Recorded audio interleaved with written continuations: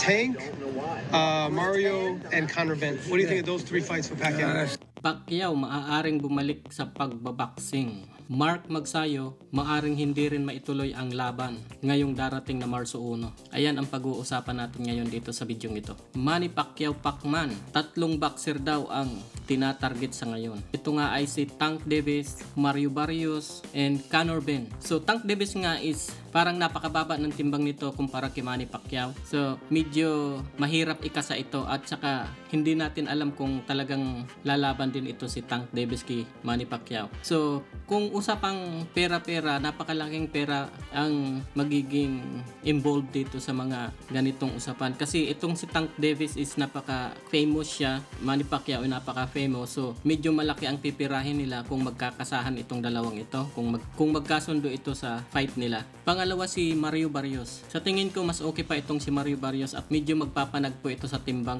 kung anong timbang ang pag-uusapan nila. Kung natatandaan nyo itong si Mario Barrios ay WBC champion ito. So napakagandang fight ito kung ito ay magkakasundo. At sigurado na titiba sila ng malaki-laking pera dito dahil sa alam naman natin pag WBC champion maraming fans ito. So maraming bibili ng ticket. Kaya kung maikasa ito medyo maganda-gandang fight. Napakabata pa nito para kay Pacquiao. So baka mahirapan si Pacquiao dito. Alam naman natin na hindi aayawan to ni Pacquiao. At ang maganda dito may hawak itong WBC belt. So may makukuha si Manny Pacquiao na belt. At pinayagan na rin itong magdepensa ng WBC laban kay Pacman. Kaya daanin na lang ito sa magandang negosasyon, pwede na itong ikasa. Ngayon ay may edad na 46 si Pacman at going to 47 na. So napaka edad-edad na talaga to. Medyo alam naman natin pag umiidad ng tao, marami ng doubt ang mga fans nito. Pangatlo si Conor Benn, isang undefeated, may lakas na boxer ito. Hindi ito madaling labang para kay pambansang Manny Pacquiao.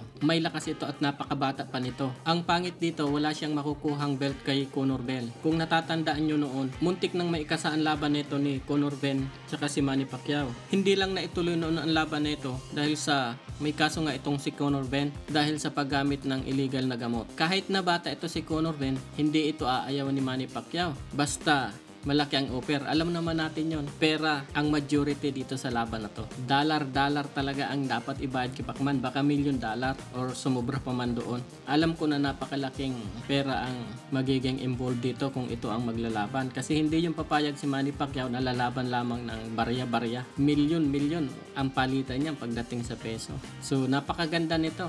Pag uwi ni Pacquiao is milyonaryo na naman uli. So ayon nga sa nagkalat na balita, ito pa lang si Tank Davis ay hindi matutuloy ang laban ngayong darating na Marso. Kaya baka hindi rin matuloy ang laban ni Mark Magnifico Magsayo dahil nga sa undercard ito ni Tank Davis. Yun ang tinitingnan na basihan. Pero kung sakali mang matuloy ito, baka hindi na yan sa darating na Marso, baka sa ibang buwan na yon. Ano sa tingin nyo mga idol? Maaring matuloy pa kaya o hindi na? So comment nyo dyan sa baba. At huwag kalilimutan mag-like and subscribe mga idol. Pakihit na rin ng notification bell at see you on my next video mga idol.